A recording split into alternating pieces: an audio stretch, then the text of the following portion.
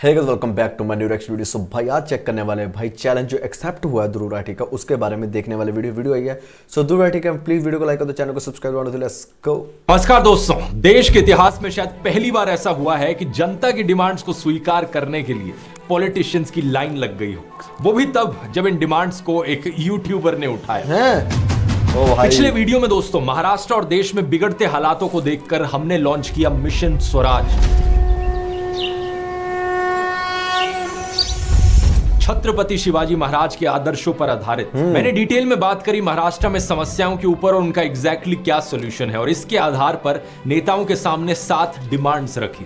Open challenge दिया सभी political parties को, इन डिमांड्स को एक्सेप्ट करो, और ऑफर दिया जाता है अगर आप इसे स्वीकार करोगे तो हम अपनी तरफ से कंडीशनल सपोर्ट देंगे और आपको हाईलाइट करेंगे। और दोस्तों एक नहीं दो नहीं बल्कि बड़ी लंबी लिस्ट है इन पॉलिटिकल पार्टीज की और नेताओं की जिन्होंने इस चैलेंज को स्वीकार किया। उद्धव ठाकरे की सेना, इसी पार्टी के नेता आदित्य ठाकरे, कांग्रेस नेता और तेओसा कॉन्स्टिट्यूएंसी से विधायक यशोमती ठाकुर, शरद पवार की एनसीपी के नेता रोहित पवार जो करजत जामखेड़ से विधायक है, राज ठाकरे की पार्टी एमएनएस महाराष्ट्र नवनिर्माण सेना, समाजवादी पार्टी के नेता रईस शेख जो भिवंडी ईस्ट से विधायक हैं, इन्होंने तो पूरा वीडियो भी बनाया रिप्लाई में, शरद पवार की एनसीपी के नेता डॉक्टर अमोल कोले जो शिरूर लोकसभा से सांसद हैं, प्रहार जनशक्ति पार्टी के नेता ओम प्रकाश बाबा राव कड्डू जो अचलपुर सीट से विधायक हैं, और प्रकाश अंबेडकर की पार्टी वंचित बहुजन अघाड़ी ने भी ये ट्वीट किया। इन सभी का धन्यवाद कि जनता के प्रति ये इतने रिस्पॉन्सिव रहे। लेकिन एक सवाल अब मेरे मन में उठ रहा है, आपके मन में भी उठ रहा हो कि क्या इनकी बातों पर भरोसा किया जा सकता है? क्या ये लोग अगर चुनाव जीतते हैं तो जीतने के बाद मुकर तो नहीं जाएंगे? आप में से बहुत से लोगों ने इसी को लेकर सजेशंस दी थी कि इन्हें अकाउंटेबल ठहराने के लिए हमारे पास एक डेडलाइन बेस्ड प्लान होना चाहिए। एग्जैक्टली इन्हें क्या करना चाहिए, किस डेट तक करना चाहिए, इस मसले पर थोड़ी चर्चा करना चाहूंगा। इंटरेस्टिंग वीडियो भाई। लेकिन इस पर आगे बात करने से पहले मैं जरा उनका जिक्र करना चाहूंगा जिन्होंने इस चैलेंज को स्वीकार नहीं किया। महाराष्ट्र की सभी पार्टियों को, सभी नेताओं को खुला ऑफर दिया गया था, सभी के पास अपॉर्चुनिटी थी इसे एक्सेप्ट करने की। मैंने ये तक कहा था कि अगर पास्ट में मैंने किसी को क्रिटिसाइज किया उसे भुलाने को तैयार हूं, लेकिन फिर भी बीजेपी, एकनाथ शिंदे की शिंदे सेना और अजित पवार की एनसीपी ने इस पर कोई रिस्पॉन्स नहीं दिया। मुझे बड़ा अफसोस हुआ यह देखकर कि महायुति अलायंस की एक भी मेन पार्टी को छत्रपति शिवाजी महाराज के आदर्शों वाला ये मिशन स्वराज रास नहीं आया। मैं इनके नेताओं से पूछना चाहूंगा कि मैंने क्या गलत बात करी? यही कि एक भी किसान की आत्महत्या से मौत ना हो, फार्मर सुसाइड्स के आंकड़े को 0 पर लाया जाए, हर एक किसान को साल में 15 लाख कमाने का मौका मिले। मैंने बात करी थी फ्री क्वालिटी एजुकेशन और हेल्थ केयर की, सफाई की, सबको शुद्ध हवा में सांस लेने का मौका मिल पाए, लोकल छोटे उद्योगों को प्रमोट करके सबको रोजगार की व्यवस्था मिले। लेकिन बीजेपी और उनके एलाइज को शायद ये जमा नहीं। इन सभी विषयों पर बीजेपी का मुंह बंद रहा। उल्टा उनके मुंह से ऐसी बातें निकली कि देखकर लगता है कि मुंह बंद रहना ही अच्छा है। अभी 2 दिन पहले खबर आई, उत्तर प्रदेश में झांसी के एक सरकारी अस्पताल में 10 नवजात शिशुओं की, न्यूबॉर्न बेबीज की आग में जलकर मौत हो गई।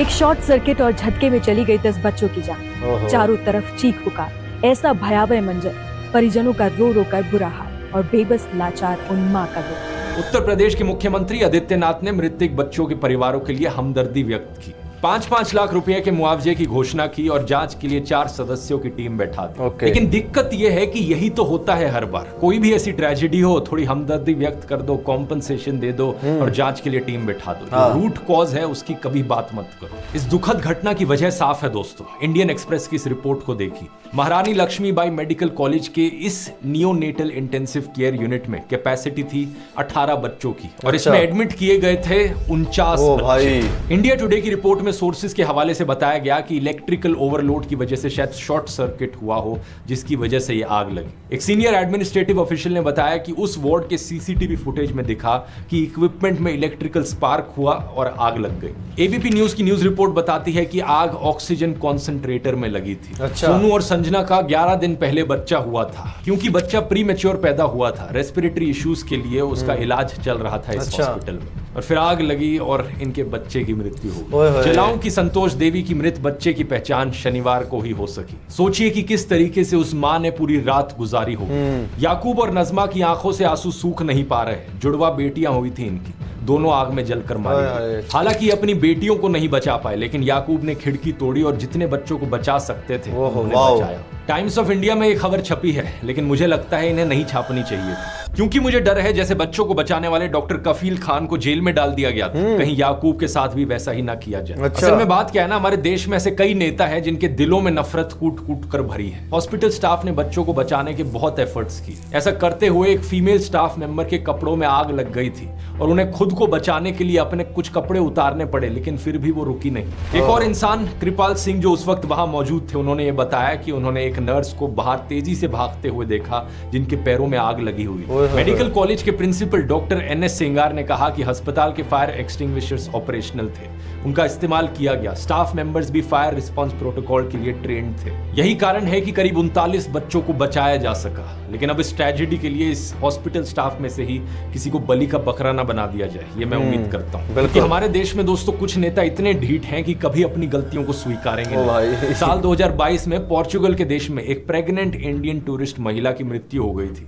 और वहां की हेल्थ मिनिस्टर मार्था टेमिडो ने इसे अपनी गलती मानते हुए इस्तीफा दे दिया था। सोचकर देखो, एक टूरिस्ट की मृत्यु होने पर हेल्थ मिनिस्टर ने इस्तीफा दे दिया। और यहाँ उत्तर प्रदेश में क्या हुआ, जब हेल्थ मिनिस्टर और deputy chief minister Brajesh Pathak अस्पताल आते हैं तो ऐसी ट्रेजेडी के समय भी उनके स्वागत के लिए सड़कों पर चूना डाला जाता है, VIP वेलकम दिया जाता है। इस वीडियो पर बवाल हुआ तो ब्रजेश पाठक ने कहा कि मैं तो इस VIP वेलकम की निंदा करता हूं। जिसने चूना डाला उसे पहचाना जाए और उसके खिलाफ कार्रवाई की जाए। मतलब सोचकर देखो, अब इन बेचारे लोगों की क्या गलती जो वहां पर चूना डाल रहे थे। क्या वो बंदा जो इनका VIP वेलकम कर रहा था वो अपनी मर्जी से कर रहा था? मंत्री जी, पूरे राज्य में किसी को शौक नहीं होगा आपको VIP वेलकम करने का। और अगर आपको इतनी ही निंदा करनी है VIP वेलकम की, तो अपने चीफ मिनिस्टर आदित्यनाथ को कहकर एक ऑर्डर पास करवा दो कि पूरे स्टेट में, पूरे उत्तर प्रदेश में सारे VIP वेलकम बंद किए जाए। आपको चैलेंज दे रहा हूं, इंतजार रहेगा ऐसे ऑर्डर पास होने का। हालांकि मुझे तो लगता है कि यूपी सीएम आदित्यनाथ से किसी भी तरीके की कोई उम्मीद करना बेकार है। बच्चों की अस्थियां ठंडी नहीं हो पाई थी कि अगले ही दिन ये रोड शो और रैलीज करते हुए दिखे। फूलपुर, कानपुर, अलीगढ़, गाजियाबाद। दैनिक भास्कर की न्यूज हेडलाइन देखिए, कानपुर में योगी का 2 किलोमीटर लंबा रोड शो, रथ के आगे समर्थकों ने डांस किया और सीएम मुस्कुराए, बोले बटोगे तो कटोगे। फटे हुए टेप रिकॉर्डर की तरह इन्हें एक ही डायलॉग बार बार दोहराना आता है, सिर्फ बांटने और काटने की बातें बार बार करते रहते हैं। शायद इसी काम में ये एक्सपर्ट हैं, तभी ये डायलॉग इनके मुंह से हटता नहीं है। इनमें इतनी संवेदनशीलता भी नहीं थी कि पिछली रात को इनके राज्य में 10 नवजात शिशु इनके सरकारी अस्पताल में जलकर मारे गए। लेकिन इन्हें क्या, 10 बच्चे ही तो मरे हैं। लोग तो मरते रहते हैं, कभी पुल के गिरने से, कभी रेलवे हादसे में, कभी अस्पताल में, कभी उत्तर प्रदेश में, तो कभी महाराष्ट्र में। इन सब के चलते चुनाव प्रचार नहीं रुकना चाहिए। मैं जनता को कहना चाहता हूं कि अगर आप इस तरीके की पॉलिटिक्स को स्वीकार करते रहोगे तो ये लोग भी आपको कीड़े मकोड़ों की तरह समझते रहेंगे। शुक्रवार के ही दिन मणिपुर में 6 लोगों की लाशें बरामद हुई। दूसरे देशों में वॉर रुकवाने वाले प्रधानमंत्री मोदी अपने देश में मणिपुर में हिंसा अभी भी नहीं रुकवा पा रहे। वॉर रुकवा दी पापा। इस देश का प्रधानमंत्री होने के नाते उन्हें कहना चाहिए कि हर एक नागरिक की सुरक्षा मेरी जिम्मेवारी है। बिल्कुल भाई। लेकिन वो क्या कहते हैं, वो कहते हैं हम एक रहेंगे तो सेफ रहेंगे। ये बटेंगे कटेंगे का एक पॉलिश्ड वर्जन है, लेकिन बच्चा बच्चा समझ सकता है कि यहां पर एक्चुअली में यूनिटी की बात नहीं करी जा रही। इस चीज के लिए एक इंग्लिश में वर्ड है, डॉग विस्लिंग। यहां पर ये चीज करी जा रही है। इन्होंने एक इंटरव्यू में कहा था कि जिस दिन मैं हिंदू मुस्लिम की बात करूंगा, मैं सार्वजनिक जीवन में रहने के काबिल नहीं रहूंगा। मैं जिस दिन हिंदू मुसलमान करूंगा ना, उस दिन मैं सार्वजनिक जीवन में रहने योग्य नहीं रहूंगा। और वाकई अब ये सार्वजनिक जीवन में रहने के काबिल रहे नहीं है। इनके भाषण निर्लज्जता की सभी हदें पार कर चुके हैं और जो इनका रवैया है वही महाराष्ट्र बीजेपी का है। महाराष्ट्र के ही एक बीजेपी नेता महेश बादली जो गुजराती ओरिजिन के हैं, बोलतात या मारवाड्याला जिंकून देणार नाही, तुझ्या लय पिढ्या यायला लागतील मला हरवायला। अहो हे अंड्यात खाणारे, नारळात खाणारे, वो अपनी रैली में खुल्लम खुल्ला मराठी लोगों का अपमान कर रहे हैं, अग्री कोली समुदाय के खिलाफ जीनोफोबिक कमेंट्स पास कर रहे हैं। तो दोस्तों, जो पार्टी इस सब में फंसी हुई हो, जिनका चुनाव जीतने का एकमात्र सहारा लोगों को डराना हो, उस पार्टी के पास कहां से टाइम होगा हमारे मिशन स्वराज के लिए। इसलिए मैं ज्यादा हैरान नहीं हुआ कि इनकी पार्टी ने कोई रिस्पॉन्स नहीं दिया इस मिशन का। छोड़िए इस नेगेटिविटी को, अब बात करते हैं उन नेताओं की जिन्होंने पॉजिटिव एजेंडा पर बात करी, मिशन स्वराज पर बात करी।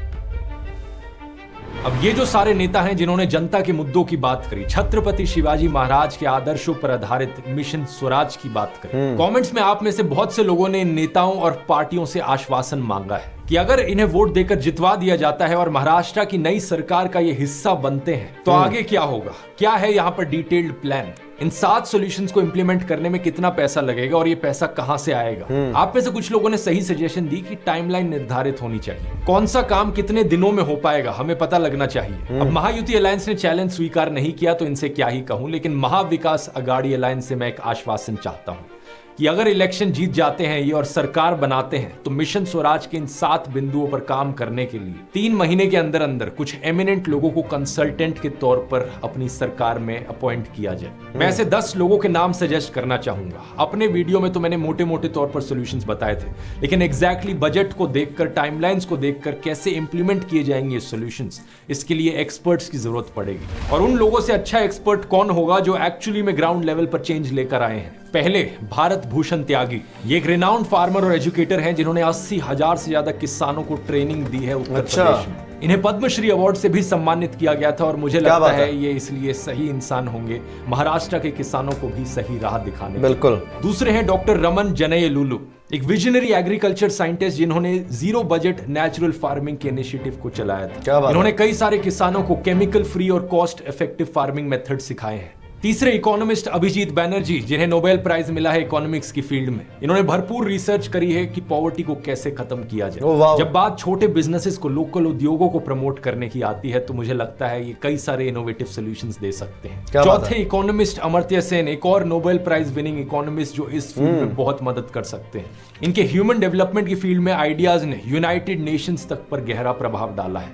नंबर 5 स्वाति परातकर, ये है प्रेसिडेंट लिज्जत पापड़ की, एक बड़ी फेमस पापड़ बनाने वाली कोऑपरेटिव कंपनी। इन्होंने एक बहुत बड़ा रोल निभाया है औरतों को एंटरप्रेन्योरशिप की फील्ड में लाने में। 45,000 से ज्यादा औरतें इनकी इस कोऑपरेटिव से जुड़ी हैं। तो अगर हमें इन बड़े बड़े अरबपतियों के द्वारा चलाई जा रही कंपनीज को प्रमोट करने की जगह छोटे बिजनेसेस को प्रमोट करना है तो ये सही एडवाइस दे सकते हैं। नंबर 6 सोनम वांगचुक, लद्दाख के फेमस इनोवेटर और एजुकेशन रिफॉर्मर। आज के दिन इनके बारे में हर कोई जानता है, इनका ज्यादा परिचय देने की जरूरत नहीं, बस इतना कहना चाहूंगा एजुकेशन की फील्ड में ये बहुत कंट्रीब्यूट कर सकते हैं महाराष्ट्र सरकार। बिल्कुल। नंबर 7 महेश चंद्र मेहता, एक बड़े ही मशहूर environmental lawyer activist.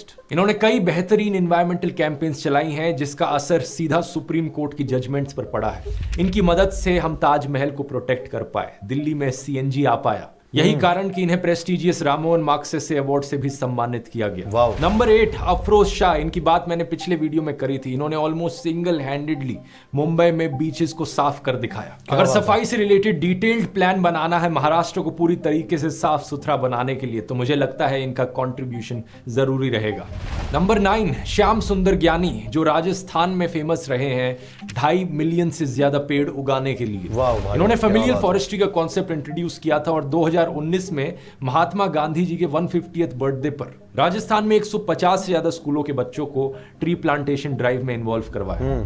Natural ecosystems को कैसे रिस्टोर किया जाए उसके लिए कॉन्क्रीट प्लान बनाने के लिए सही आदमी होंगे। इन्हें यूनाइटेड नेशंस के द्वारा 2021 में लैंड फॉर लाइफ अवार्ड भी दिया गया। और फाइनली नंबर 10 मेरी आखिरी सजेशन अभी के लिए पोपट राव पवार, जिसकी बात फिर से मैंने पिछले वीडियो में करी थी। एक विजनरी लीडर जिन्होंने अपने पूरे गांव को ट्रांसफॉर्म कर दिया, करोड़पतियों का गांव बना दिया। क्या बात है भाई। एग्जैक्टली वाटर कंजर्वेशन और क्रॉप डाइवर्सिफिकेशन जैसी टेक्निक्स को कैसे महाराष्ट्र वाइड पूरे स्टेट में प्रमोट किया जाए, इनसे बढ़िया कौन बेटर कंट्रीब्यूशन देगा इस चीज में।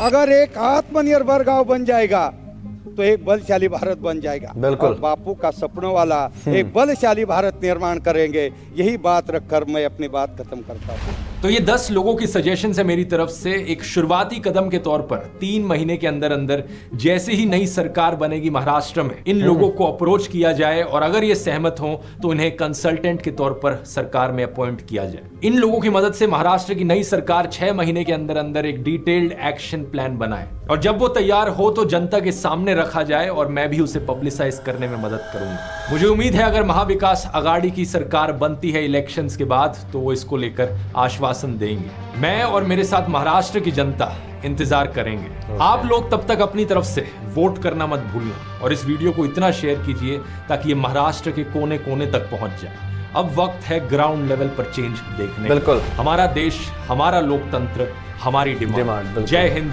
जय महाराष्ट्र।